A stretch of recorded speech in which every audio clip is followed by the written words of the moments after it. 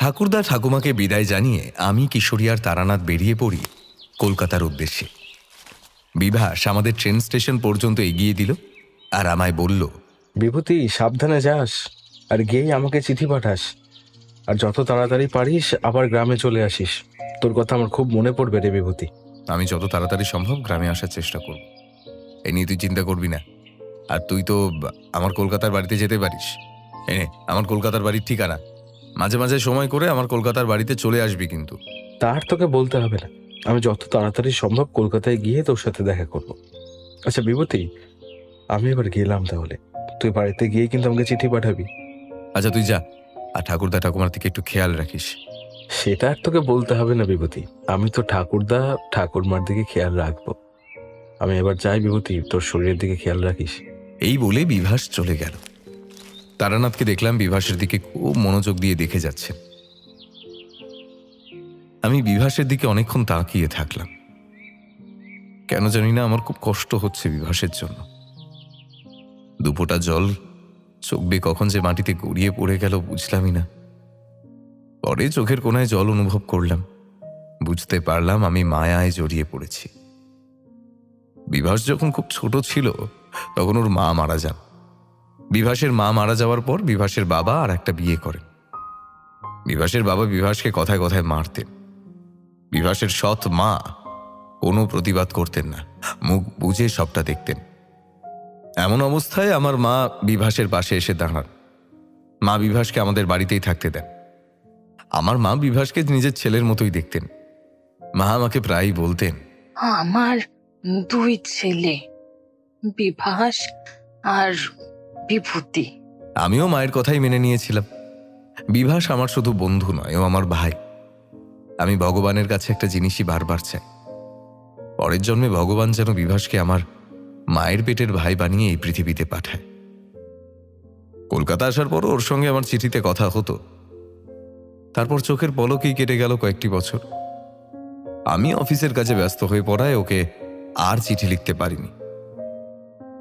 এত বছর পর যখন ওর সঙ্গে আমার দেখা হলো ট্রেনে, আমি তো ওকে দেখে প্রথমে চিনতেই পারিনি, কিন্তু ও আমায় ঠিকই চিনতে পেরেছে।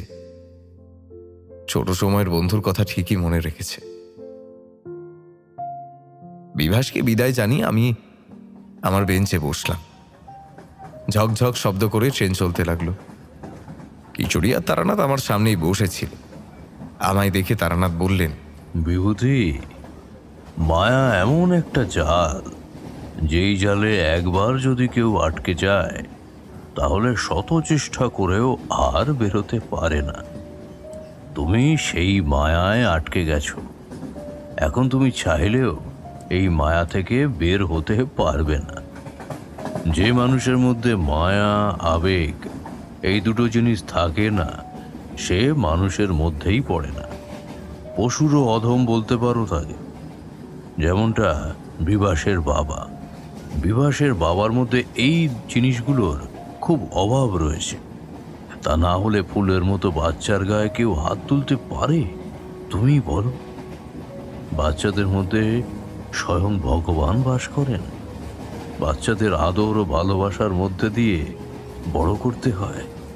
বাচ্চাদের মারলে স্বয়ং ভগবানও কুপিত হন। তারানাথের কথায় আমি অবাক হয়ে গেলাম। বিভাসের বাবার কথা তো আমি তারানাথকে বলিনি। তারানাথ কিভাবে জানলেন বিভাসের বাবার কথা, কিছুতেই বুঝতে পারছি না। আমি তারানাথকে বললাম, আপনি কিভাবে জানলেন বিভাসের বাবার কথা? আমি তো কিছু বলিনি আপনাকে। তারানাথ হেসে বললেন, আমি বিভাসকে দেখেই সবটা বুঝে গিয়েছিলাম বিভূতি। ছেলেটা মনের মধ্যে অনেক কষ্ট চাপা দিয়ে রেখেছে। ওর ভাগ্যটা খুব ভালো যে তোমার মতো এক বন্ধু পাশে পেয়েছে। পেয়েছে তোমার মায়ের মতো মমতাময়ী একজন মা। বিভাস শুধু তোমার বন্ধুই নয়, ও তোমার ভাইও বটে। কখনোই বিভাসকে কষ্ট দিও না, কেমন? মনে রেখো, তুমি যদি কোনো সময় সংকটে পড়ো তাহলে সর্বপ্রথম বিভাসই তোমার পাশে থাকবে। কিশোরীকে দেখলাম তারানাথের দিকে অবাক দৃষ্টিতে তাকিয়ে আছে। আর অবাক হওয়াটাও স্বাভাবিক। শুধু কিশোরী নয়, মাঝে মাঝে তারানাথের শক্তি দেখে আমিও অবাক হয়ে যাই। তারানাথ কিভাবে সবটা আগে থেকেই বুঝে যান তা আমি এখনো বুঝে উঠতে পারিনি। কিশোরী তারানাথকে বলল, ঠাকুর মশাই, আমার এখন গল্প শুনতে খুব ইচ্ছা করছে। আপনার জীবনের ঘটে যাওয়া কোনো কাহিনী হয়ে যাক না, আমরা শুনি। না, এখন নয় কিশোরী। কলকাতায় গিয়ে তোমরা দুজনের সময় করে মটলেনে আমার বাড়িতে যেও, আমি তোমাদের গল্প শোনাও। আসলে সব জায়গায় তো গল্প শোনানো যায় না। বৃষ্টির দিনে গরম গরম তেলে ভাজা আর মুড়ি মাখার সাথে তোমাদের গল্প শোনানোর মজাই আলাদা। বুঝেছো কিশোরী? তারানাথের কথায় আমি একমত। বৃষ্টির দিনে চারির হাতের গরম গরম তেলে ভাজা আর মুড়ির মাখার সঙ্গে তারানাথের আদি ভৌতিক গল্প শুনতে ভালোই লাগে আমাদের। বৃষ্টির দিন ছাড়া তারানাথের গল্প ঠিক জমে না। তারানাথের সঙ্গে আড্ডা দিতে দিতে দুপুর হয়ে গেল। খুব খিদে লেগেছে আমাদের। আমরা দুপুরের খাবার খেয়ে নিলাম। দুপুরে খাবার খেয়ে নিয়ে বেঞ্চ থেকে নেমে একটু সামনে গেলাম। আমার শরীর ভালো লাগছিল না, মাথাটা একটু ঘুরছিল, আর শরীর খারাপ হওয়াটাও স্বাভাবিক। গ্রামে গিয়ে আমার সঙ্গে যা অভিজ্ঞতা হলো সেটা আমি জীবনেও ভুলব না। কোনোরকমভাবে ওই অশরীরীর হাত থেকে বেঁচে ফিরেছি আমি। ভাগ্যিস তারানাথ ছিলেন না, তা না হলে আমার আর গ্রামের মানুষদের যে কি হতো কে জানে। ওই অশরীরী আর গ্রামে আসতে পারবে না, সেই ব্যবস্থা তারানাথ করে দিয়েছেন। কি দেখেছে অশরীরীর শ্মশানটা পছন্দ হয়েছিল কে জানে। এখান থেকে বাইরের দৃশ্য ভালোভাবেই দেখা যাচ্ছে। খালি একটা বেঞ্চ দেখতে পেয়ে বসে পড়লাম আর জানালা দিয়ে বাইরের দৃশ্য দেখতে লাগলাম। গাছপালা, নদী নালার মাঝখান থেকে এগিয়ে যাচ্ছে আমাদের ট্রেন। আমার পাশের বেঞ্চে একজন মাঝবয়সী লোক শুয়ে আছেন। তারানাথের মতনই দেখতে, পুরো চেহারা জুড়েই কাঁচা পাকা দাড়ি, পরনে কালো রঙের পায়জামা এবং ধুতি রয়েছে। লোকটির কপালে একটা লাল তিলক। এক কথায় বলতে গেলে একজন তান্ত্রিক তিনি। লোকটা আমায় দেখে বললেন, কোথায় যাওয়া হচ্ছে? আগে আমাকে বলছেন? হ্যাঁ, তোমাকেই বলছি। আমি কলকাতায় যাচ্ছি। তা ফিরছো কোথা থেকে? আমাদের গ্রামের বাড়ি পলাশডাঙ্গা থেকে ফিরছি। আসলে আমিও তো কলকাতায় যাচ্ছি। একা একা ঠিক ভালো লাগছিল না। আমার পাশে একজন ছেলে ছিল, তাকে অবশ্য এখন আর দেখতে পাচ্ছি না। যাই হোক, তোমাকে দেখে মনে হলো তোমার সাথেই একটু কথা বলি। হ্যাঁ হ্যাঁ, বলুন না, কোনো অসুবিধা নেই। আপনি আমার সাথে কথা বলতেই পারেন, আমার কোনো অসুবিধা হবে না। আপনি বলুন কি বলতে চান আমায়। আমার নাম নিশিনাথ মুখার্জি। কলকাতায় যাচ্ছি আমার এক ছোট সময়ের এক বন্ধুর সঙ্গে দেখা করতে। অনেক দিনই হলো আমার ওই বন্ধুটার সাথে আর দেখা করা হয় না। ওই ছোট সময় আমি এক তান্ত্রিকের শিষ্য ছিলাম। সেই তান্ত্রিকের কাছেই ওই তন্ত্র সাধনা শিখতে এসেছিল আমার ওই ছোট সময়ের বন্ধুটা। সেই তান্ত্রিকের কাছে কয়েক মাস থেকে আমি ওখান থেকে চলে যাই। তারপর আর খোঁজ পাইনি সেই বন্ধুটার। এত বছর পর জানতে পারলাম আমার বন্ধু ওই কলকাতায় থাকে। তাই আর দেরি না করে রওনা দিয়ে দিলাম আমি কলকাতার উদ্দেশ্যে। তা আপনার বন্ধু কলকাতার কোথায় থাকে? শুনেছি সে নাকি মঠ লেনে থাকে। আপনি কি তারানাথ চক্রবর্তীর কথা বলছেন? লোকটি দেখলাম চোখ বন্ধ করে কি যেন একটা ভেবে যাচ্ছেন। কিছুক্ষণ পর আমার দিকে তাকিয়ে লোকটি বললেন, বুঝতে পেরেছি, সবটাই বুঝতে পেরেছি। আমায় আর কিছু বলতে হবে না। বিভূতি, তুমি আমার বন্ধু সব থেকে কাছের মানুষ, তাই তোমাকে আমি সাবধান করে দিচ্ছি। একটা কথা মনে রেখো বিভূতি, তোমার সংকট কিন্তু পুরোপুরি কাটেনি। খুব সাবধানে থেকো। তোমাকে কিন্তু আবার গ্রামে ফিরতে হবে, আর গ্রামে গেলে কিন্তু খুব সাবধানে থাকতে হবে তোমাকে। লোকটির কথা শুনে আমি শিহরিত হয়ে গেলাম। এরকম কথা তারানাথের মুখে আমি অনেকবার শুনেছি।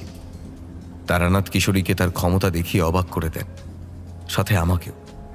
হয়তো সেদিন কিশোরী ওর স্ত্রীর সঙ্গে ঝগড়া বাঁধিয়ে তারানাথের কাছে গিয়েছিল, সঙ্গে আমিও ছিলাম। তারানাথ কিশোরীকে দেখেই বলেছিলেন, বাড়িতে বৌমার সাথে ঝগড়া বাঁধিয়ে এসেছো নাকি কিশোরী? হ্যাঁ, কি ব্যাপার? কিশোরী খুব অবাক হয়েছিল সেদিন, সঙ্গে আমিও অবাক হয়েছিলাম। লোকটি তারানাথের বন্ধু হওয়ায় কিছু ক্ষমতা লোকটির মধ্যে থাকতে পারে, মনে মনে ভাবতে লাগলাম তাই। আর তাছাড়া আমার সংকট তো কেটে গিয়েছে। তারানাথ তো অশরীরীটাকে একেবারের জন্য তাড়িয়ে দিয়েছে। আমি যদি আবার গ্রামে যাই তাহলে তো আর সংকটে আমি পড়ব না। তাহলে কোন সংকটের কথা বললেন নিশিনাথ মুখার্জি? বুঝতে পারছি না। কিছুক্ষণ বেঞ্চে বসার পর যখন আমি উঠতে যাব তখনই আমার চোখ গেল একটা ছেলের দিকে। ছেলেটি আমার দিকেই আসছে। ছেলেটিকে দেখে মনে হচ্ছে ছেলেটির বয়স 35 কি 36। মাথায় কোঁকড়া কোঁকড়া চুল রয়েছে, গায়ে পুরনো একটা ফতুয়া আর একটা ধুতি রয়েছে। ছেলেটি নিশিনাথ মুখার্জির পাশে খালি বেঞ্চের কাছে এসে শুয়ে পড়ল। নিশিনাথ মুখার্জি হয়তো আমাকে এই ছেলেটির কথাই বলেছিলেন। ছেলেটির দিকে ভালো করে তাকালাম আমি। আমার কেন জানি না মনে হলো ছেলেটিকে আমি আগে কোথাও যেন দেখেছি, কিন্তু কিছুতেই মনে করতে পারছি না ছেলেটিকে। অনেকক্ষণ চেষ্টা করার পরও যখন দেখলাম মনে পড়ছে না, তখন আমি হাল ছেড়ে দিলাম।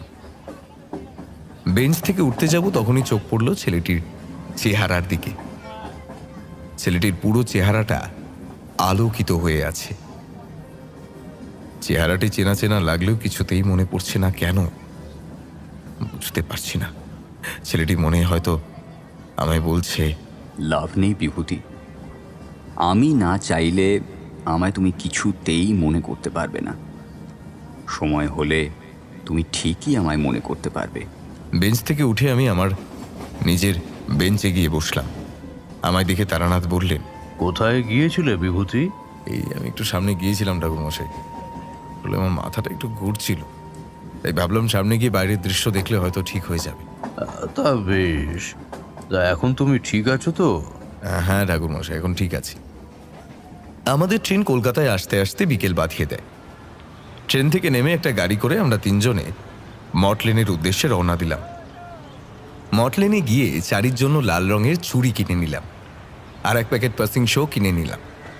চুড়ি কেনায় তারানাথ আমায় বললেন, আহা বিভূতি, চারিমায়ের কাছে অনেক চুড়ি আছে তো, আবার নতুন করে চারিমায়ের জন্য চুড়ি কিনতে কেন গেলে বলো তো? ঠাকুরমশাই, আমি জানি চারির কাছে অনেক চুড়ি আছে, আর কিন্তু সেগুলো তো পুরনো। আর তাছাড়া চারিমাই আমার কাছে নতুন চুড়ি কিনে দেওয়ার জন্য আবদার করেছিল। আর আপনি তো জানেন চারির কোনো আবদার আমি ফেলতে পারি না। তারানাথ আর কোনো কথা বললেন না। আমি আর কিশোরী তারানাথকে সঙ্গে নিয়ে তারানাথের বাড়িতে গেলাম। দরজায় কড়া দিতেই চারি দরজা খুলে দিল। আমাদের দেখে চারি বলল, আপনারা এসেছেন? আমি আপনাদের জন্যই অপেক্ষা করছিলাম। তারানাথ চারিকে বললেন, চারিমা, তোর একা থাকতে কোনো অসুবিধা হয়নি তো? না বাবা, আমার একা থাকতে কোনো অসুবিধা হয়নি। আচ্ছা বাবা, কাকাবাবুর গ্রামের কাজ কি মিটে গিয়েছে? হ্যাঁ রে মা, তোর কাকাবাবুর গ্রামের কাজ সব মিটে গিয়েছে ভালোভাবে। তোর কাকাবাবুর গ্রামে ওই অশরীরী আর আসতে পারবে না, সেই ব্যবস্থা আমি করে দিয়েছি। তা ভালোই হয়েছে বাবা, আমি তো চিন্তায় ছিলাম কাকাবাবুকে নিয়ে। চারি আমাদের দিকে তাকিয়ে বলল, কাকাবাবু, আপনারা বাইরে দাঁড়িয়ে আছেন কেন? ভেতর দিয়ে তক্তপোষের ওপর বসুন, আমি বরং আপনাদের জন্য খাবারের ব্যবস্থা করছি। এই বলে চারি ভিতর ঘরে চলে গেল। আমরা ভিতর ঘরে গিয়ে তক্তাপোষের উপরে বসলাম। কিছুক্ষণ পর তারানাথ চলে এলেন। আমি তারানাথকে বললাম, আচ্ছা ঠাকুরমশাই, আপনি নিশিনাথ মুখার্জি নামে কাউকে চেনেন? তারানাথ তক্তপোষের উপর দিয়ে পাসিং শোনি একটা সিগারেট বের করে আগুন দিয়ে ধরাতে ধরাতে বললেন, তোমরা তো জানো আমি ভবঘুরে মানুষ ছিলাম। তো একদিন আমি ঘুরতে ঘুরতে একটা গ্রামে গিয়ে পৌঁছে যাই। সেই গ্রামে গিয়ে আমি জানতে পারি গ্রামের একেবারে শেষ প্রান্তে একজন তান্ত্রিক বাস করেন। আমার বেশ কৌতূহল হয়। আমি তন্ত্র সাধনা শিখতে যাই সেই তান্ত্রিকের কাছে। আমায় দেখে তান্ত্রিক বললেন, কি কি চাই এখানে? আমার কাছে কেন এসেছিস? বাবা, আমি আপনার কাছে তন্ত্র সাধনা শিখতে চাই। আপনি কি আমায় তন্ত্র সাধনা শেখাবেন? শিখতে চাইলেই তো আমি তোকে শেখাতে পারবো না। তন্ত্র সাধনা শিখতে গেলে তোকে আগে একটা কাজ করতে হবে, আর সেই কাজ সফলভাবে করতে পারলেই আমি তোকে আমার শিষ্য করে নেব। বল, তুই কি পারবি? হ্যাঁ বাবা, আমি পারবো। আপনি শুধু একবার বলেই দেখুন না, কি কাজ করতে হবে আমাকে? তোকে একটা লাশ খুঁজতে হবে, আর লাশ খুঁজে সেই লাশের ওপর বসে তোকে সব সাধনা করতে হবে। সাধনা চলাকালীন তোর সাথে অনেক অলৌকিক ঘটনা ঘটতে থাকবে। তুই ভয় পাবি না, ভয় পেলেই সব শেষ। বল, তুই কি এই কাজ করতে পারবি? হ্যাঁ বাবা, আমি পারবো। আগেও আমি এই কাজ করেছি। বীরভূমের শ্মশানে একা বসে সব সাধনা করেছি আমি বাবা। তুই আগেও সব সাধনা করেছিস? হ্যাঁ বাবা, আমি আগেও সব সাধনা করেছি। আমি পারবো বাবা, পারবো। আমি তোকে পরীক্ষা করছিলাম, তোর সাহস আছে। তুই ভবিষ্যতে অনেক বড় তান্ত্রিক হতে পারবি, বুঝেছিস? তবে ভবিষ্যতে অনেক সংকট অপেক্ষা করে আছে তোর জন্য, কিন্তু আমি জানি তুই যে কোনো সংকট থেকে নিজেকে বের করে আনতে পারবি। তোর যতদিন ইচ্ছা তুই এখানে থাকবি। তোর এখানে থাকতে কোনো অসুবিধা হবে না। এখানে আমার একজন শিষ্য আছে, নাম নিশিনাথ মুখার্জি। ওর কিছু ক্ষমতা আছে, ও চোখ বন্ধ করেই সবকিছু বলে দিতে পারে। আর আমি প্রায় এখানে থাকি না। আমি যখন থাকবো না, তখন তুই আর নিশিনাথ এখানে একসাথে থাকবি। তোর এখানে থাকতে কোনো অসুবিধা হবে না তো? না বাবা, আমার এখানে থাকতে কোনো অসুবিধা হবে না। চিন্তা করিস না, আমি তোকে আমার কিছু শক্তি দিয়ে যাব। তান্ত্রিক বললেন যে তিনি আমাকে সেই সময় কিছু শক্তি দিচ্ছেন। আমি তান্ত্রিকের কাছে গেলাম। তান্ত্রিক আমার মাথায় হাত দিয়ে কি যেন একটা মন্ত্র পাঠ করলেন। কিছুক্ষণ পর তান্ত্রিক আমায় বললেন, আমি তোকে আমার কিছু শক্তি দিয়ে দিলাম। তুই কিছুক্ষণের জন্য তোর চেহারা পরিবর্তন করতে পারবি। তুই এই শক্তি একবারের জন্যই ব্যবহার করতে পারবি। তাই তোকে খুব ভেবে চিন্তে এই শক্তি ব্যবহার করতে হবে। আমার অবর্তমানে যদি কেউ বিপদে পড়ে এখানে আসে, তাকে ফিরিয়ে দিবি না। তুই আর নিশিনাথ মিলে তাকে সাহায্য করবি, বুঝেছিস? হ্যাঁ বাবা, বুঝেছি। কি নাম তোর? তোর নামটাই তো জানা হলো না। বাবা, আমার নাম তারানাথ চক্রবর্তী। থেকে গেলাম আমি সেই তান্ত্রিকের কাছে। ওখানে থাকাকালীন নিশিনাথ মুখার্জির সাথে আমার বন্ধুত্ব গড়ে ওঠে। পরে নিশিনাথ চলে যায় ওখান থেকে, পরে আমিও চলে যাই। আর তারপর নিশিনাথের কোনো খোঁজ পাইনি আমি। নিশিনাথ থাকাকালীন একদিন আমার সাথে ঘটে যায় একটা ঘটনা। নিশিনাথের কথা বলতে বলতে আমার সেই ঘটনাটা মনে পড়ে গেল। আমি তারানাথকে বললাম, কি ঘটনা ঘটেছে আপনার সঙ্গে ঠাকুরমশাই, আমাদের একটু খুলে বলুন। এখন না বিভূতি, সেই ঘটনাটা আমি না হয় পরে একদিন তোমাদের বলবো, কেমন? তোমরা এখন গরম গরম চা আর মুড়ি মাখা খেয়ে নাও। আমি ভিতর ঘরের দিকে তাকিয়ে দেখলাম চারি আমাদের জন্য গরম গরম চা আর মুড়ি মাখা নিয়ে এসেছে। আমরা গরম চা আর মুড়ি মাখা খেয়ে নিলাম। চারি আমাকে বলল, কাকাবাবু, আপনি আমাকে কোনো কিছু দিতে ভুলে যাচ্ছেন না তো? আমি চারিকে বললাম, এই দেখো দেখিনি, আমি তো একদম ভুলেই গেছিলাম। ভালোই হয়েছে তুমি আমাকে মনে করিয়ে দিয়েছো। আমি প্যাকেট থেকে চারির জন্য চুরির প্যাকেটটা বের করে চারির হাতে দিলাম। চারিদিকে তাকিয়ে দেখলাম ওর মুখে একটা মিষ্টি হাসি ফুটে রয়েছে।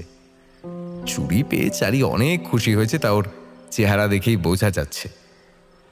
সূর্যের আলো ধীরে ধীরে ডুবে যাচ্ছে। আমি তারানাথকে বললাম, ঠাকুরমশাই, সন্ধ্যা হয়ে আসছে, আমাদের এবার ফিরতে হবে। আমরা এবার আসি ঠাকুরমশাই, আর একদিন সময় করে আপনার কাছে আসবো, আপনার সঙ্গে ঘটে যাওয়া ঘটনাটা শুনবো। এই বলে আমি আর কিশোরী তারানাথের বাড়ি থেকে বের হয়ে এলাম।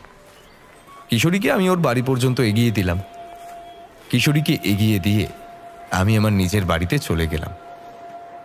বাড়িতে গিয়ে দেখি মা বিছানায় শুয়ে আছেন। আমি মাকে বললাম, কেমন আছো মা? ভালো, ভালো আছি খোকা। তুই তুই কেমন আছিস? হ্যাঁ মা, আমি ভালো আছি। আমি মনে মনে ভাবলাম পৃথিবীর সব মায়েরাই এক। মায়েরা তাদের সন্তানের জন্য সবকিছুই করতে পারে, এমনকি সন্তানদের জন্য মায়েরা মিথ্যা কথা বলতেও বিন্দুমাত্র ভাবে না। মাকে দেখে ভালোভাবেই বোঝা যাচ্ছে মায়ের শরীর এখনো ভালো হয়নি। আমি মায়ের শরীর খারাপ শুনে যাতে মন খারাপ না করি, তাই মা আমাকে মিথ্যা কথা বলেছেন। আমি মাকে বললাম, না মা, তোমার শরীর তো ভালো হয়নি, আমি যা দেখে গিয়েছিলাম সেই রকমই তো আছো, আর তোমার শরীরের তো কোনো উন্নতি হচ্ছে না। আচ্ছা মা, ওষুধগুলো ঠিক মতো খাচ্ছ তো? ওষুধগুলো কিন্তু না খেলে তুমি সুস্থ হবে না।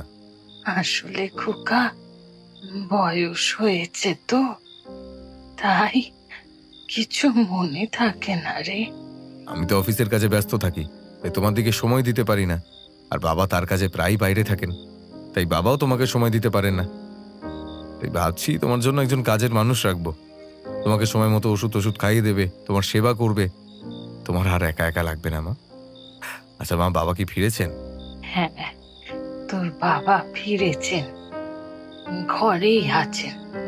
তুই যা, দেখা করে আয় তোর বাবার সাথে। আমি বাবার ঘরে গেলাম। ঘরে গিয়ে দেখতে পেলাম বাবা বিছানায় শুয়ে আছেন। আমায় দেখে বাবা বললেন, আরে বিভূতি যে, গ্রামের বাড়ি থেকে কখন ফিরেছো? বিকেলেই ফিরেছি বাবা, এতক্ষণ ঠাকুরমশাইয়ের বাড়িতে ছিলাম। তোমাকে না বলেছিলাম তোমার ঠাকুরদার খবরাখবর আমায় জানাতে? কই, আমাকে কোনো চিঠি পাঠালে না তো? আমি বাবার কাছ থেকে আসল ঘটনাটা এড়িয়ে গেলাম। বাবাকে বললাম, বাবা, আমি গ্রামে যাওয়ার একদিন পরেই ঠাকুরদা সুস্থ হয়ে যান। ঠাকুরদার শরীর এখন একদম ভালো আছে। আর তাছাড়া আমি গ্রামে গিয়ে কালী পুজোয় ব্যস্ত হয়ে গিয়েছিলাম, তাই তোমাকে আর সময় করে চিঠি লিখতেও পারিনি, ঠাকুরদার খবরাখবর তোমাকে জানাতে পারিনি। আচ্ছা বাবা, তোমার কাজ কি মিটে গেছে? হ্যাঁ বিভূতি, আমার কাজ মিটে গেছে, কিন্তু 2-3 দিনের মধ্যে আমাকে আবার কাজের জন্য বাইরে যেতে হতে পারে। অনেক রাত হয়ে যাচ্ছে, কালকে আবার তোমার অফিস আছে তাই না? এখন রাত জাগলে সকালে উঠতে পারবে না, অফিসে যেতে দেরি হয়ে যাবে। তো যাও, ঘুমাতে যাও।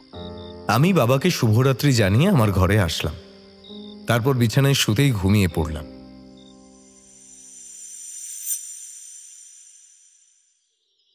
ঘুম থেকে উঠে ফ্রেশ হয়ে সকালের খাবার খেয়ে নিয়ে অফিসের উদ্দেশ্যে হাঁটতে লাগলাম। এদিকটায় তেমন একটা গাড়ি পাওয়া যায় না, ভাবছি আর একটু হাঁটবো। আর একটু হাঁটলেই মেন রাস্তা।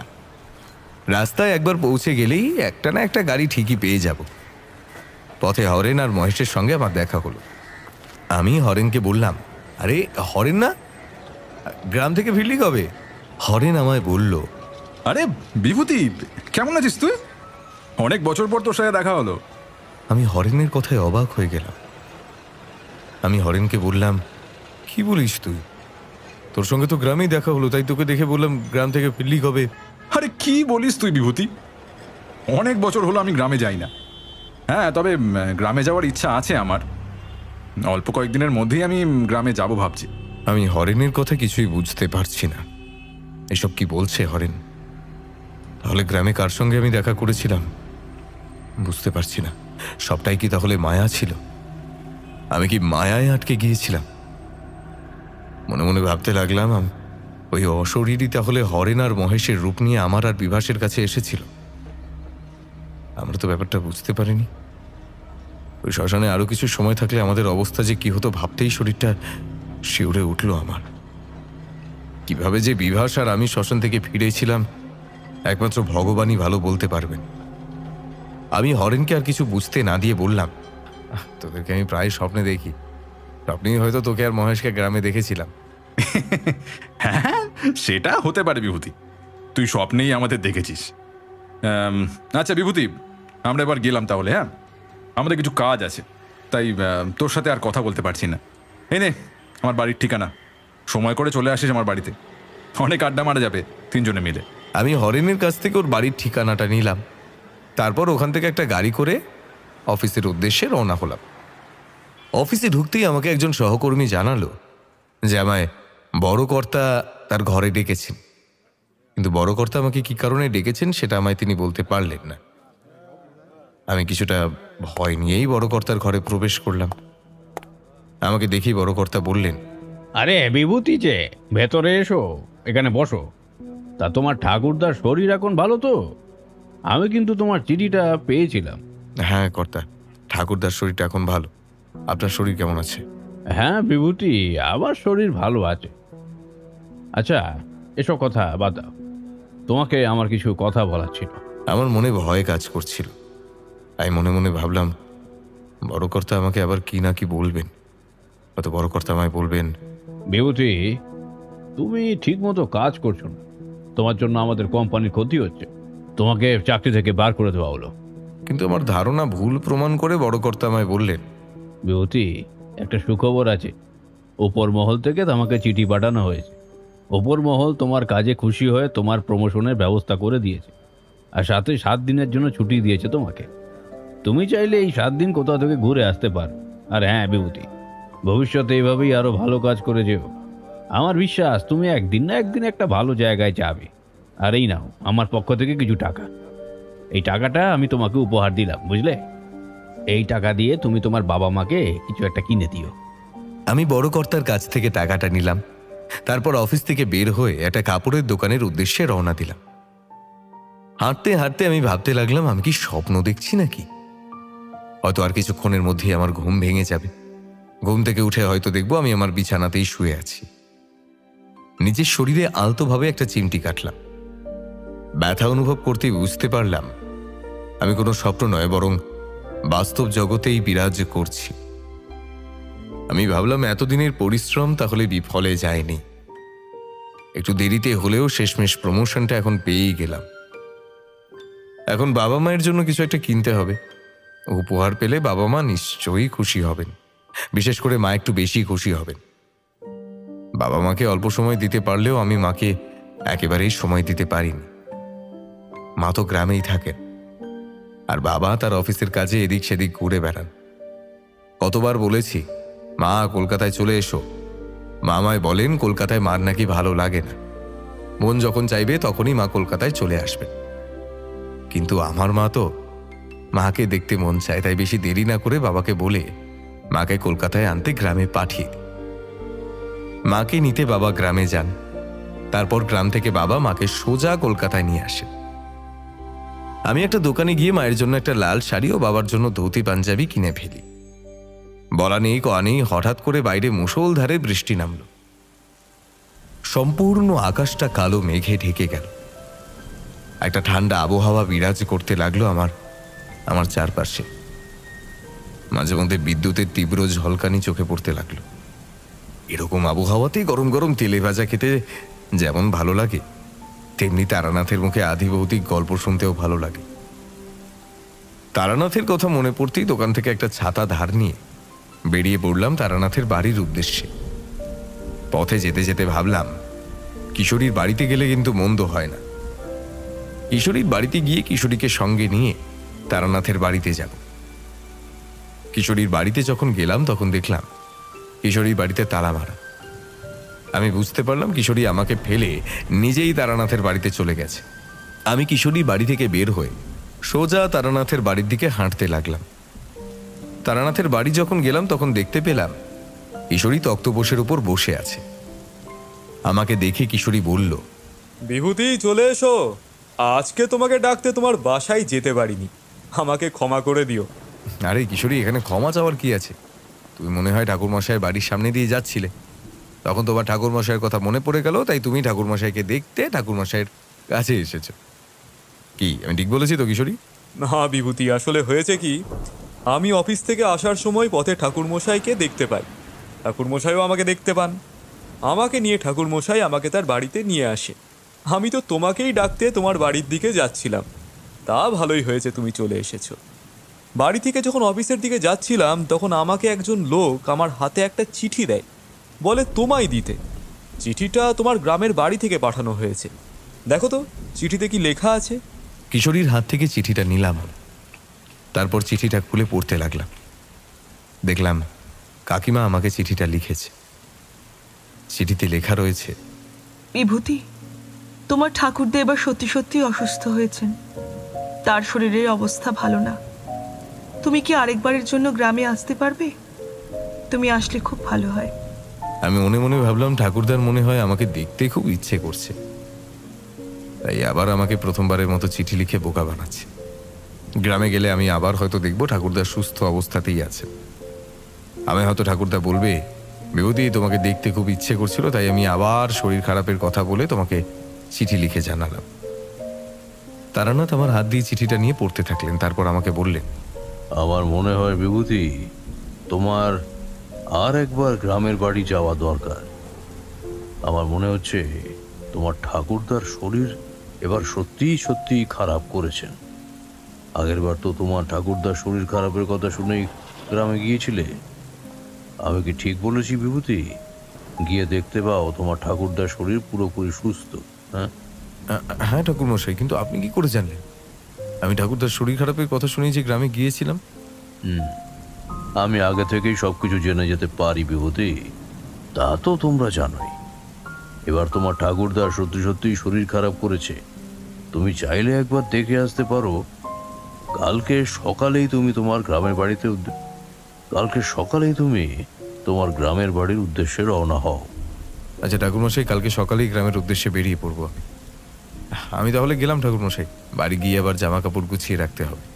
তারানাথকে বিদায় জানিয়ে বাড়ি ফিরে আসি আমি। বাড়ি ফিরে লাল শাড়ি ও বাবাকে ধুতি পাঞ্জাবি দিই। শাড়ি আর ধুতি পাঞ্জাবি পেয়ে বাবা মা দুজনেই অনেক খুশি হয়। বাবা মাকে খুশি করতে পেরে আমারও খুব ভালো লাগে। আমি জানি আমার পছন্দ তেমন একটা ভালো না।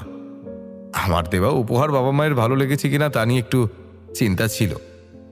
এখন সেই চিন্তাটা কেটে গিয়েছে। বাবা মা আমার উপহার পছন্দ করেছে। আসলে ছেলে মেয়েদের পছন্দ যাই হোক না কেন, বাবা মায়েদের পছন্দ হবেই হবে। রাত হলে আমি আবার যাই ট্রেন স্টেশনে। ট্রেন স্টেশনে গিয়ে টিকিট কাটি আমি। খুব সকালে আমার ট্রেন ছাড়বে, সকাল 7টার দিকে এখান থেকে ট্রেন ছাড়বে। টিকিট কেটে আমি সোজা বাড়িতে চলে এলাম। ঠাকুরদার শরীর খারাপের কথা আমি বাবাকে বলিনি। বাবা মাকে বললে বাবা মা আমার সঙ্গে গ্রামে যেতেন, কিন্তু আমি তা চাই না। নিশিনাথ মুখার্জির কথা মনে পড়ে গেল আমার সংকট নাকি পুরোপুরি কাটেনি। গ্রামে গেলে নাকি খুব সাবধানে থাকতে হবে আমাকে। আমি বাবা মাকে বললাম, অফিসের কাজের জন্য আমাকে কিছুদিনের জন্য গ্রামে যেতে হবে, আমি কিছুদিনের মধ্যেই ফিরে আসব। এই বলে আমি আমার ঘরে গিয়ে ঘুমিয়ে গেলাম। ঘুম ভাঙল খুব সকালে। ঘুম থেকে উঠে স্নান করে সকালের খাবার সেরে নিয়ে নতুন জামা কাপড় পরে বেরিয়ে পড়লাম আমার গ্রামের বাড়ির উদ্দেশ্যে। বাবা মা তারা দুজনেই আমাকে রেল স্টেশন পর্যন্ত এগিয়ে দিল। বাবা মাকে বিদায় জানিয়ে আমি ট্রেনে উঠলাম। ট্রেনে উঠে আমি আমার বেঞ্চ খুঁজতে লাগলাম। কিছুক্ষণ খোঁজার পর আমি আমার বেঞ্চটাও পেয়ে গেলাম। বেঞ্চে বসে আমি খবরের কাগজ পড়তে লাগলাম। হঠাৎ সেই ছেলেটাকে দেখতে পেলাম আমি। ছেলেটি আমার সামনে বসে আছে। নিশিনাথ মুখার্জির সঙ্গে কথা বলার সময়ও ছেলেটাকে দেখেছিলাম আমি। হতে পারে এটা কাকতালীয়ভাবে আবার দেখা হয়ে গেল ছেলেটির সঙ্গে। মনে মনে ভাবলাম ছেলেটির সঙ্গে কথা বললে মন্দ হয় না, তাই সামনের দিকে তাকালাম আমি। কিন্তু এ কি, ছেলেটি কোথায়? আমার সামনেই তো ছিল। তাহলে কি আমি ভুল দেখেছিলাম? আমি আর কিছু ভাবতে পারছি না। চোখ মুখে জল ছিটিয়ে আবার খবরের কাগজ পড়ায় মনোযোগ দিলাম। মাঝে মাঝে মানুষের ব্রেন এমন এমন জিনিস দেখায় সেগুলোর অস্তিত্ব বাস্তবে থাকে না। ছেলেটিকে নিয়ে ভাবতে ভাবতে আমার এমন অবস্থা হয়েছে যে আমি কল্পনাতেও ছেলেটিকে দেখতে পাচ্ছি। আমাদের গ্রামে আসতে আসতে বিকেল হয়ে গেল। ট্রেন থেকে নেমে একটা ভ্যানে করে বাড়িতে চলে আসি। বাড়িতে গিয়ে দেখি বাড়ির সামনে বিভাস দাঁড়িয়ে আছে। আমাকে দেখতে পেয়ে বিভাস বলল, বিভূতি এসেছিস? তোর জন্য অপেক্ষা করছিলাম আমি। আয় আয়, ভিতরে আয়। আমি বিভাসকে সঙ্গে নিয়ে বাড়ির ভেতরে গেলাম। বিভাস আমাকে ঠাকুরদার কাছে নিয়ে গেল। আমি দেখতে পেলাম ঠাকুরদা বিছানায় শুয়ে আছেন। সত্যি সত্যি ঠাকুরদার শরীর খারাপ হয়েছে। আমি ঠাকুরদার পাশে গিয়ে বসলাম। ঠাকুরদা আমাকে দেখে বললেন, বিভূতি, বিভূতি তুমি এসেছ?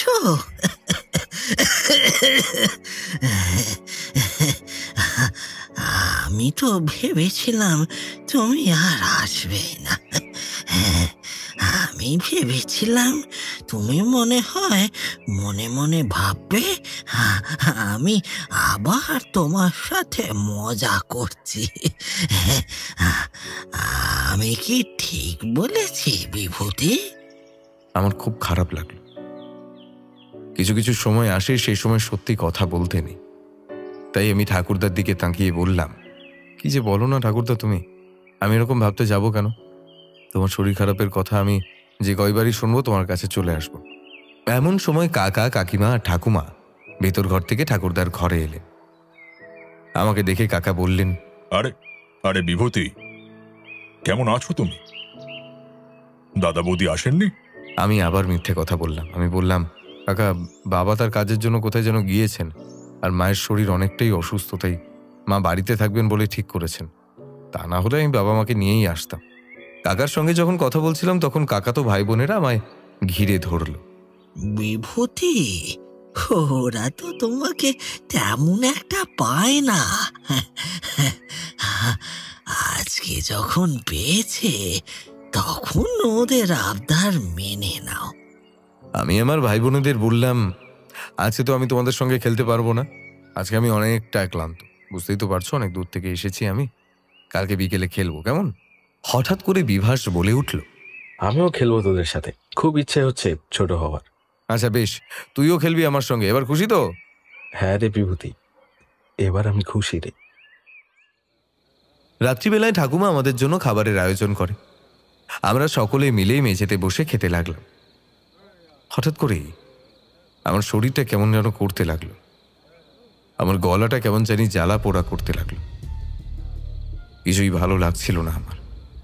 হঠাৎ করে এরকম কেন হলো বুঝতে পারলাম না। আমি ঠাকুমাকে বললাম, ঠাকুমা, কেন যাই না খেতে ইচ্ছে করছে না, আমার শরীরটা কেমন যেন করছে, একটু ঘুমের খুব প্রয়োজন গো। ঠাকুমা বললেন, তোদের মতো শহরের ছেলেদের এই একটাই দোষ, তোদের মতো ছেলেরা আজকাল আজে বাজে খাবার খেয়ে শরীর খারাপ করছে। তোরা তো একটু ভালো খাবার খেতে পারিস, তা না খেয়ে তোরা আজে বাজে খাবার খেয়ে শরীরের ক্ষতি করছিস। যে খাবারগুলো শরীরের জন্য ক্ষতিকর, তোরা সেই খাবারগুলো সারাক্ষণ খেতে থাকিস। তো তোদের শরীর খারাপ হবে না তো কার শরীর খারাপ হবে শুনি? ঠাকুমার কথাটা শুনতে খারাপ লাগলেও কথাটা ঠিকই বলেছে ঠাকুমা। আজকালের ছেলেপুলেরা অজান্তেই আজে বাজে খাবার খেয়ে শরীরের ক্ষতি করছে, কিন্তু আমি তো আজে বাজে খাবার খাই না, তাহলে আমার এরকম হলো কেন? আমি আর কোনো কথা না বলে নিজের রুমে চলে গেলাম। গলাটা এত বেশি জ্বালা করছে কেন বুঝতে পারছি না, ঘুমও ঠিক মতো আসছে না। অনেকক্ষণ চেষ্টা করেও যখন দেখলাম ঘুম আসছে না, তখন বিছানা থেকে উঠে বাড়ির উঠোনে চলে আসলাম। উঠোনে এসে পায়চারি করতে লাগলাম। হঠাৎ আমার ঠিক সামনের ঝোপটা নড়ে উঠল। একটা ঠান্ডা বাতাস বয়ে গেল আমার শরীর জুড়ে। হঠাৎ কি যেন একটা ছুটে গেল আমার সামনে দিয়ে। এসব কি হচ্ছে আমার সঙ্গে বুঝতে পারছি না। একটা কণ্ঠস্বর শুনতে পেলাম আমি, কেউ আমায় ডাকছে। কণ্ঠস্বরটা কোনো নারীরও না, আবার কোনো পুরুষেরও না। নারী পুরুষ মিলে যেমন কণ্ঠস্বর হয়, কণ্ঠস্বরটা তেমন। বিপদের আভাস বুঝতে পেরে আমি আমার ঘরে চলে গেলাম। সারা রাত জেগে থাকলাম আমি, কিছুতেই ঘুম এলো না। তারানাথ তো অশরীরীটাকে তাড়িয়ে দিয়েছিলেন, তাহলে কি নতুন কোনো অশরীরীর আগমন হলো না? এইসব ভাবতে ভাবতে রাত পার হয়ে গেল। ঠাকুরদার শরীরও আগের চেয়ে আরো খারাপ হতে লাগলো। ডাক্তার কবিরাজ দেখিয়েও কোনো লাভ হলো না। আমার শরীরও খারাপ হতে লাগলো। মানুষের ঘুম ঠিকঠাক না হলে মেজাজ খিটখিটে থাকে, কোনো কিছুই ভালো লাগে না, কাজে মন বসে না, মুখের রুচি কমে যায়। আমার মধ্যেও এ সকল লক্ষণ দেখা দিয়েছে। এভাবেই কেটে যায় কয়েকটি দিন। আমি আগের থেকে কিছুটা শুকিয়ে গিয়েছি। মুখে রুচি না থাকায় কিছুই খেতে পাচ্ছি না। যাই খাচ্ছি তাই বমি করে ফেলে দিচ্ছি। আমাকে নিয়ে সবাই চিন্তায় পড়ে গেছে। ঠাকুমা তো আমার অবস্থা দেখে কেঁদেই দিয়েছে। আমি আগের মতো শরীরে বল পাচ্ছি না, শরীরের সব জায়গায় ব্যথা অনুভব করছি।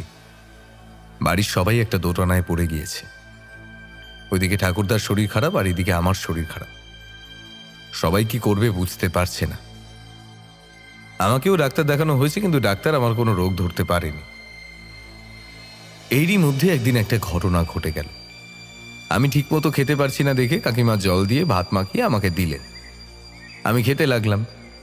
হঠাৎ শরীরটা কেমন জানি করে উঠল। আমি ভাতের থালা রেখে উঠোনে চলে গেলাম। আমার চারপাশটা অন্ধকার হয়ে গেল। আমি আর নিজেকে সামলে রাখতে পারলাম না, বমি করে ফেললাম। কিন্তু এ কি, বমির সঙ্গে সঙ্গে রক্তও পড়ছে। আমি বেশ ভয় পেয়ে গেলাম। বিভাস আমাকে বমি করতে দেখে ফেলেছিল।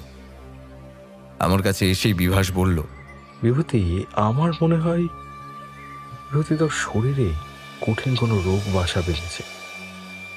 গ্রামে পড়ে থাকলে হবে না, তুই কলকাতায় গিয়ে বড় কোনো ডাক্তার দেখাতে হবে। বিভাস গ্রামে এসেছিলাম ঠাকুরদার শরীর খারাপের কথা শুনে। ঠাকুরদার শরীর পুরোপুরি সুস্থ না হওয়া পর্যন্ত আমি কলকাতায় যাব না। আমার শরীর অসুস্থ ঠিক আছে, তবে আমার বিশ্বাস আমি অল্প দিনের মধ্যেই সুস্থ হয়ে যাব। তুই এবার বাড়ির কাউকে বলিস না যে আমার বমির সঙ্গে রক্তও পড়েছে। বললে সবার মন খারাপ হয়ে যাবে। আচ্ছা বিভূতি, আমি বলবো না, কিন্তু তুই তো শরীরের দিকে একটু খেয়াল দে। দিনে দিনে তোর শরীরের অবস্থা কিন্তু একেবারে অবনতি হচ্ছে রে। হঠাৎ করে আমার শরীর খারাপ হবে কেন আমি বুঝতে পারছি না বিভাস। ভালোই তো সুস্থ ছিলাম। গ্রামে আসার পর থেকে আমার শরীর খারাপ হতে শুরু করলো। বিভাস, একটা কথা বলি, গ্রামে কি সবকিছু ঠিক আছে? মানে কোনো অস্বাভাবিক কর্মকাণ্ড কিছু হচ্ছে না তো? গ্রামের লোকেরা সবাই ঠিক আছে তো? না তো বিভূতি, সবাই ঠিক আছে। অস্বাভাবিক কোনো কিছুই তোমার মনে হচ্ছে না? তান্ত্রিক মহাশয় তো ওই অশরীরীটিকে চিরতরের জন্য একেবারে তাড়িয়ে দিয়েছে। তারপর থেকে আর কোনো অস্বাভাবিক কোনো কিছুই তো হয়নি। আমার মন কিন্তু মানছে না। আমার কেন জানি না মনে হচ্ছে নতুন কোনো অশরীরীর আগমন হয়েছে। বিভূতি, তোর মনের মধ্যে এখনো একটা ভয় থেকে গিয়েছে, তাই তুই এসব কথা বলছিস। তুই এখন বাড়ির ভিতরে যা, তোর শরীরের অবস্থা ভালো না, তোর এখন বিশ্রামের খুব প্রয়োজন রে। বিভাসের কথায় বাড়ির ভিতরে গিয়ে আমার ঘরে চলে গেলাম। তারপর বিছানায় শুয়ে পড়লাম। আমার পুরো শরীর ব্যথা করছে। মনে হচ্ছে গায়ে জ্বর এসেছে। বিভাস আমার ঘরে এলো, আমার মাথা টিপে দিল, আমার কপালে জলপট্টি দিয়ে দিল। খুব আরাম লাগলো আমার। ধীরে ধীরে চোখ জোড়া বুজে গেল। ঘুমের অটল সাগরে তলিয়ে গেলাম আমি। কত সময় ঘুমিয়েছি আমি জানি না। ঘুম ভাঙলো ঠাকুমার চিৎকার। বাইরে তাকিয়ে দেখি এখনো রাতের আধার কাটেনি। বাড়ির উঠোন দিয়ে চিৎকারটা আসছে, আমি ভালোভাবেই শুনতে পারছি। আমি কোনো রকম ভাবে উঠে উঠোনে গেলাম। দেখতে পেলাম ঠাকুমা মেঝেতে পড়ে আছে।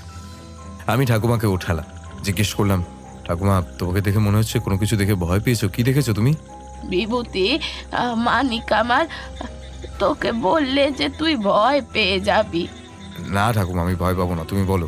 আর এত রাতে উঠোনেই বা কি করছো তুমি? বেশ কিছুদিন হলো আমার ঘুম আসছে না। ঘুম না আসার কারণে আমি সারা রাত জেগেই থাকি। আজকেও আমার ঘুম আসছিল না, তাই জেগেছিলাম। হঠাৎ করেই আমি অদ্ভুত কিছু আওয়াজ শুনতে পেলাম। আওয়াজগুলো উঠোন দিয়ে আসছিল। আমি উঠোনে গেলাম, কিন্তু কিছুই শুনতে পেলাম না। মনের ভুল ভেবে আমি ঘরের ভেতর যাচ্ছিলাম, তখনই কেউ নাকি স্বরে হেসে উঠল। আমি পেছনে তাকালাম, আর তাকিয়েই দেখি একটা সাদা শাড়ি পরা মেয়ে হেঁটে যাচ্ছে। মেয়েটা ঠিক মাটি নয়, বরং হাওয়াতে ভেসে যাচ্ছে। এই দৃশ্য দেখে আমি ভয় পেয়ে যাই, আর আমি ওই ভয় পেয়ে মাটিতে পড়ে যাই। এমন সময় তুই এলি বাবা। মা, তুমি যা দেখেছো ভুল দেখেছো, সবটাই তোমার মনের ভুল। আসো ঠাকুমা, আমার সঙ্গে ভিতরে এসো। ঠাকুমাকে নিয়ে আমি ভিতর ঘরে চলে গেলাম। চোখে এখনো আমার ঘুম রয়েছে।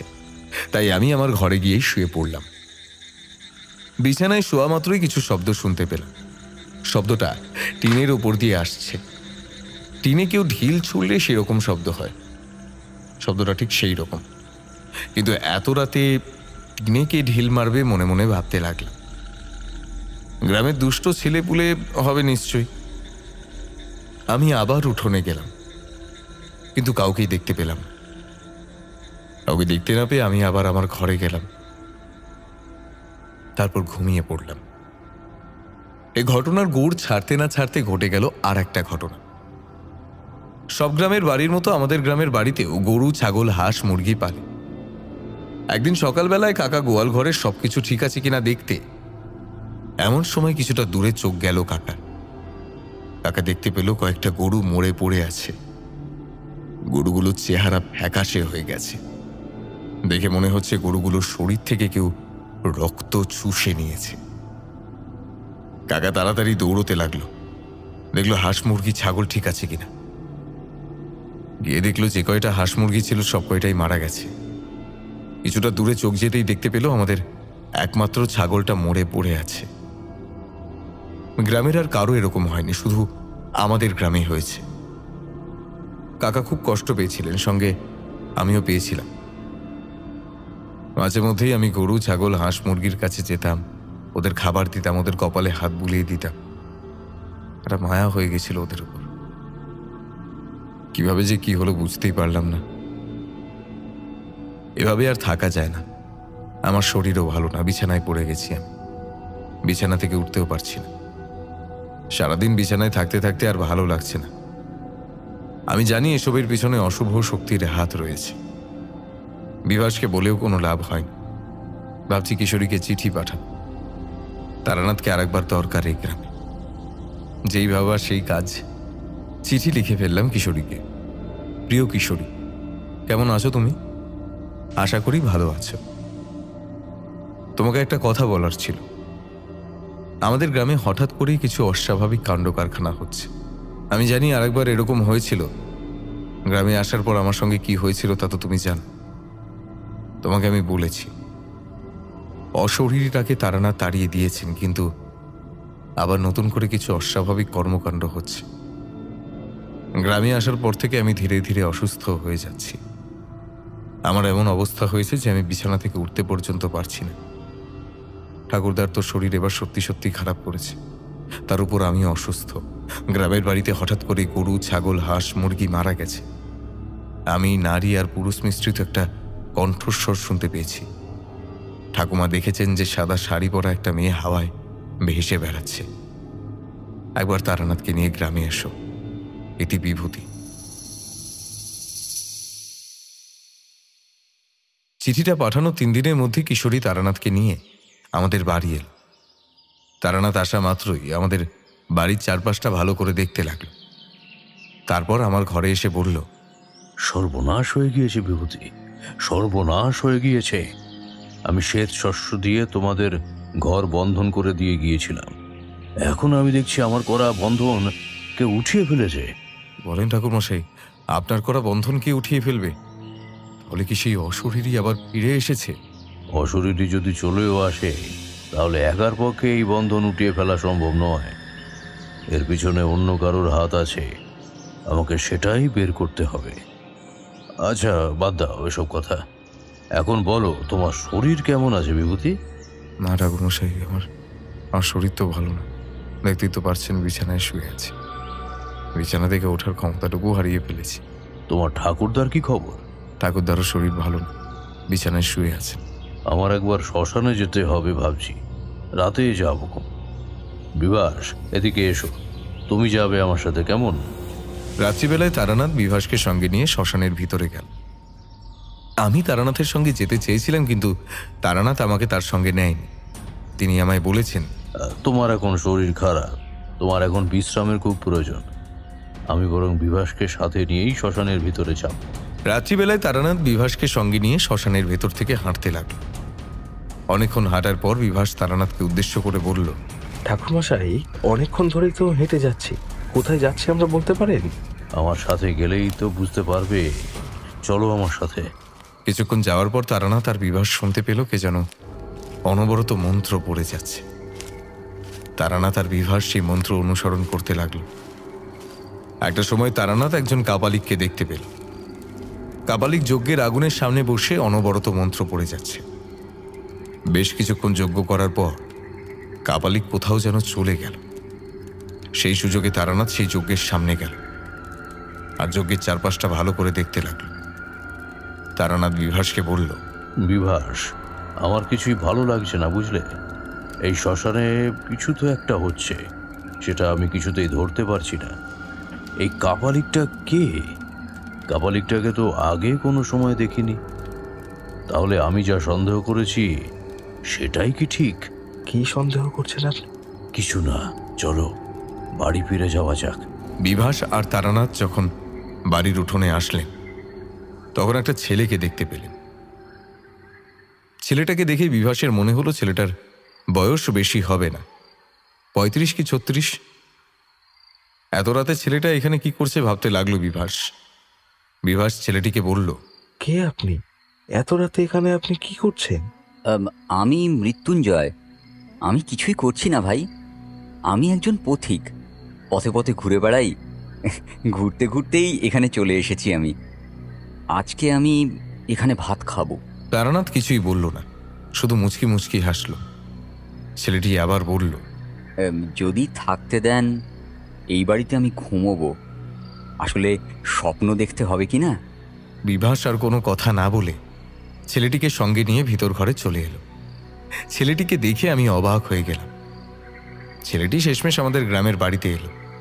ছেলেটি কি আমাকে অনুসরণ করছিল? আমি বিভাসকে বললাম, বিভাস, ছেলেটি কে রে? এই ছেলেটাকে তো আমি আগেও দেখেছি। ওর নাম মৃত্যুঞ্জয়। আজকে নাকি ও এখানে ঘুমোবে, ও নাকি আজকে স্বপ্ন দেখবে। মৃত্যুঞ্জয় আমার দিকে তাকিয়ে বলল, আপনি কি আমাকে চিনতে পারছেন না? তারানাথ তো আপনাকে আমার কথা অনেকবারই বলেছে। পাসাংমারায় গিয়ে তো আপনার সাথে আমারও দেখা হয়েছে। আপনি কি সবটাই ভুলে গেছেন? ধীরে ধীরে সবটাই মনে পড়ে গেল আমার। তাহলে এই সেই মৃত্যুঞ্জয়। ওর আরও একটি নাম আছে, অমর জীবন। বিভাসকে কিছু বুঝতে না দিয়ে আমি বললাম, বেশ তো, ও যখন থাকতে চাইছো থাকো, তুই বরং ওকে একটা ঘর ঠিক করে দে দেখি। সকালবেলা বিভাস আর তারানাথ অমর জীবনের ঘরে যায়। তারানাথ অমর জীবনকে জিজ্ঞেস করে, কি স্বপ্ন দেখলে অমর জীবন? চলো তারানাথ, বিভূতির ঘরে চলো, ওখানে বসেই আমি সবটা বলছি। আমি বিছানায় শুয়েছিলাম। এমন সময় তারানাথ, বিভাস আর অমর জীবনকে দেখলাম আমার ঘরে আসতে। অমর জীবন আমার ঘরে এসে বলল, বিভূতি, তোমার সাথে আমার কথা আছে, খুব মনোযোগ দিয়ে শুনো। আমি জানি তোমাদের গ্রামের শ্মশানে কেউ গেলে হারিয়ে যেত বা পাগল হয়ে যেত। তোমার বন্ধু কার্তিকও পাগল হয়ে গিয়েছিল। তুমি প্রথম যখন তোমার ঠাকুরদার শরীর খারাপের চিঠি পেয়ে গ্রামে আছো, তখন তোমার সাথে কিছু অলৌকিক ঘটনা ঘটে। তুমি পিছন থেকে তোমার বাবার কণ্ঠস্বর শুনতে পাও। তুমি দেখো তোমার দিকে কিছু কঙ্কাল এগিয়ে আসছে। তুমি এও দেখো যে বিভাসের কাটা মাথা হাওয়ায় ভাসতে ভাসতে তোমার দিকে আসছে। আমি কি ঠিক বলেছি বিভূতি? হ্যাঁ অমর জীবন, তুমি ঠিকই বলেছ। কার্তিক কিভাবে পাগল হয়েছিল সেটা আমি জানি। কার্তিক সাদা শাড়ি পরা একটা মেয়েকে দেখতে পায়। মেয়েটাকে দেখে মনে হয় মেয়েটা ঠিক মাটিতে নয়, হাওয়ায় ভেসে ভেসে আসছে। মেয়েটা কার্তিকের উপর ঝাঁপিয়ে পড়ে। এই ঘটনার কিছুদিন পর কার্তিককে শ্মশানের ভিতর পাওয়া যায়। তারপর কেটে যায় বেশ কিছুদিন। কার্তিক ধীরে ধীরে পাগল হয়ে যেতে শুরু করে। কার্তিক যে মেয়েকে দেখতে পেয়েছিল, আসলে সে মেয়েটা ছিল এক অশরীরী। অনেক বছর পর তোমার ছোটবেলার এক বন্ধু হরেন আর মহেশের সাথে তোমার দেখা হয়। তুমি তোমার সাথে ঘটে যাওয়া এই ঘটনা হরেনকে খুলে বলো। হরেন তোমার কথা প্রথমে বিশ্বাস করতে পারে না। পরে হরেন বলে, আমি যাব সেই শ্মশানে। তোমরা চারজন মিলে শ্মশানে যাও। তুমি সাদা শাড়ি পরা একটা মেয়েকে দেখতে পাও। এই দৃশ্য দেখার পর তোমরা ওখান থেকে চলে যাও। তোমরা বললে ভুল হবে। তুমি আর বিভাস ওখান থেকে চলে আসো। আসলে হরেন আর মহেশ কিন্তু গ্রামে আসেইনি, ওরা তো এখনো কলকাতায় আছে। তুমি তো জানো বিভূতি, কলকাতায় বসে হরেন আর মহেশের সাথে তোমার দেখা হয়। তারপর তুমি মঠলেনে যাও। মঠলেনে গিয়ে তুমি তারানাথকে সবটা খুলে বলো। তারানাথকে তুমি তোমার গ্রামে নিয়ে আসো। তারানাথ তোমাদের ঘর শেষ শস্য দিয়ে বন্ধন করে দেয়। তারপর শ্মশানে গিয়ে সেই অশরীরীটাকে তাড়িয়ে দেয়। তোমরা সবাই ভেবেছিলে যে অশরীরীটা আর কোনো সময়ই আসতে পারবে না, কিন্তু তোমাদের ধারণা ভুল প্রমাণ করে অশরীরী আরও শক্তিশালী হয়ে গ্রামে ফিরে এসেছে। অশরীরীটাকে তাড়িয়ে দেওয়ার পর তুমি, তারানাথ আর কিশোরী কলকাতায় ফিরে যাও। কলকাতায় গিয়ে তুমি অফিসের কাজে ব্যস্ত হয়ে পড়ো। তোমার বড় কর্তা তোমার কাজের উপর খুশি হয়ে প্রমোশন দিয়ে দেন। তোমার বড় কর্তা তোমাকে বলেন কোথাও ঘুরে আসতে, তোমাকে কিছু টাকাও দেন। সেই টাকা নিয়ে তুমি তোমার বাবা মায়ের জন্য জামা কাপড় কেনো। এমন সময় মুষলধারায় বৃষ্টি নামে। তোমার তারানাথের কথা মনে পড়ে। তুমি তারানাথের বাড়ি যাও আর গিয়ে কিশোরীকে দেখতে পাও। কিশোরী তোমায় একটি চিঠি দেয়। চিঠিটা তোমার কাকিমা পাঠিয়েছিলেন। চিঠিতে লেখা ছিল, তোমার ঠাকুরদা এবার সত্যি সত্যি শরীর খারাপ করেছেন, তুমি আবার গ্রামে চলে আসো। তুমি প্রথমে বিশ্বাস না করলেও পরে বিশ্বাস করো। তুমি গ্রামে চলে আসো। তুমি গ্রামে এসে তোমারও শরীর খারাপ করা শুরু করে। কিছু খেলেই বমি করে ফেলো, বমির সাথে রক্তও পড়ছে। সেই অশরীরীটাকে তোমার ঠাকুমাও দেখেছে। সে দেখেছে সাদা শাড়ি পরা মেয়েটি হাওয়ায় হাঁটছে। তারপর হঠাৎ করেই গরু, ছাগল, হাঁস, মুরগি ইত্যাদি মারা যেতে শুরু করে। তুমি কিশোরীকে চিঠি পাঠাও। কিশোরী তারানাথকে সাথে নিয়ে গ্রামে আসে। তারানাথ দেখে যে তারানাথের বন্ধনটা কেউ তুলে ফেলেছে। অশরীরীর একার পক্ষে এই বন্ধন ওঠানো সম্ভব নয়, এর পিছনে অন্য কারোর হাত আছে। তারানাথ বিভাসকে সাথে নিয়ে শ্মশানের ভিতরে যায় আর গিয়ে দেখে একজন কাপালিক যজ্ঞ করছে। এখন আসল ঘটনায় আসা যাক। এই সব ঘটনার সূত্রপাত হয় আরেকটি ঘটনার মধ্য থেকে। তুমি গ্রামে আসার বেশ কিছুদিন আগে তোমার ঠাকুরদা শহর থেকে গ্রামে আসার পথে ভুল করে সেই শ্মশানে চলে যান। তখন গভীর রাত ছিল। তোমার ঠাকুরদা কিছু দেখতে পাচ্ছিলেন না। ভুল করে সেই পঞ্চমুণ্ডির আসনে পাড়া দিয়ে বসেন। সেই শ্মশানে একজন কাপালিক ছিল। অনেক দিন ধরে সেই কাপালিক যজ্ঞ করছিল। সেদিন যদি পুরো রাত যজ্ঞ চালিয়ে যেতে পারত, তাহলে তার যজ্ঞ হয়তো সম্পূর্ণ হতো। তোমার ঠাকুরদা ওই পঞ্চমুণ্ডির আসনে পা দেওয়ায় কাপালিকের যজ্ঞ অসম্পূর্ণই রয়ে যায়। কাপালিক কিছুক্ষণের জন্য অন্য কোথাও গিয়েছিল। এসে যখন দেখে যে পঞ্চমুণ্ডির আসন ভাঙা, তখন কাপালিকের ভীষণ রাগ হয়। কাপালিক তার মায়া বলে দেখতে পায় পঞ্চমুণ্ডির আসনে তোমার ঠাকুরদা পা দিয়েছেন। তখন কাপালিক বলেন, তোকে আমি ছাড়ব না, তোর কাছের মানুষদেরও আমি ছাড়ব না। তোমার ঠাকুরদার কাছের মানুষ তুমি হওয়ায় তোমাকে মারার পরিকল্পনা করে কাপালিক। কাপালিক জানতো তুমি গ্রামে আসবে, তাই শ্মশানে অশরীরী ছেড়ে দেয়। তারপর থেকে শ্মশানে যেই যায় সেই পাগল হয়ে যায় কিংবা হারিয়ে যায়। তারানাথ গ্রামে এসে ওই অশরীরীটাকে তাড়িয়ে দিতে পারলেও কাপালিক অশরীরীটাকে আরও শক্তিশালী করে তারানাথের ওই বন্ধন তুলে দেয় আর তোমার ঠাকুরদার শরীরের মধ্যে প্রবেশ করায়। পরে তোমার শরীরের মধ্যেও প্রবেশ করে সেই অশরীরী। তোমাদের বাড়ির গরু, ছাগল, হাঁস, মুরগি ইত্যাদি মারতে শুরু করে। একমাত্র মা কালীই পারে এই সংকট থেকে তোমাদের রক্ষা করতে। তারানাথ, তুমি আজকে যজ্ঞে বসো, মা কালীকে স্মরণ করো। আশা করি সব ঠিক হয়ে যাবে।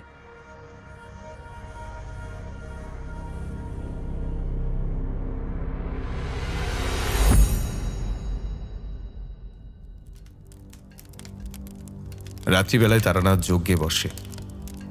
বেশ কিছুক্ষণ যজ্ঞ করার পর হঠাৎ করে একটা হাসির শব্দ শুনতে পায় তারানাথ, কিন্তু কাউকেই দেখতে পায় না। ঠিক ওই সময় তারানাথ দেখে সেই অশরীরীটাকে। অশরীরীটা তারানাথের দিকে তাকিয়ে বলে, পারবি না তুই, পারবি না, পারবি না, তুই কিছুতেই বিভূতিকে বাঁচাতে পারবি না। বিভূতিকে মারবো, তারপর ও ঠাকুরটাকে তুই শুধু চেয়ে চেয়ে দেখবি, কিছুই করতে পারবি না। আমার প্রভু বিভূতিকে বাঁচতে দেবে না। আমি বেঁচে থাকতে তুই ও তোর প্রভু বিভূতিকে কিছুই করতে পারবি না, কিচ্ছু না। কথাটা বলা মাত্রই তারানাথ অশরীরীর দিকে মন্ত্রপুত জল ছুঁড়ে মারল, কিন্তু অশরীরীটার কিছুই হলো না, শুধু শুধু খিলখিল করে হাসতে লাগলো। তারানাথ, তুই বিভূতিকে বাঁচাতে চাস, পারবি নে, পারবি নে। বিভূতিকে বাঁচাতে চেষ্টা করলে তুই মরবি। তোর শরীরের দিকে তাকিয়ে দেখ, ইতিমধ্যেই তোর শরীর পচতে শুরু করেছে। তারানাথ নিজের শরীরের দিকে তাকালো এবং দেখতে পেল শরীর থেকে পোকা বেরিয়ে আসছে। ঠিক এমন সময় তারানাথ অমরজীবনের কণ্ঠস্বর শুনতে পায়। অমরজীবন তারানাথকে বলে, চিন্তা করো না তারানাথ, মা কালীকে স্মরণ করো, একমাত্র মাই পারবেন সব কিছু ঠিক করতে। তারানাথ অনবরত মা কালীকে ডাকতে লাগলো। আকাশ এমন সময় নীল হয়ে উঠল। আকাশ থেকে দুটি ত্রিশূল কাপালিক আর অশরীরীর গায়ের ভিতরে গেঁথে গেল। ধ্বংস হয়ে গেল কাপালিক আর অশরীরী। তারানাথ আমার কাছে এসে বলল, বিভূতি, তোমার আর তোমার ঠাকুরদার সংকট কেটে গিয়েছে, ধ্বংস হয়ে গেছে কাপালিক ও অশরীরী। তুমি আর কিছুদিনের মধ্যেই পুরোপুরি সুস্থ হয়ে উঠবে।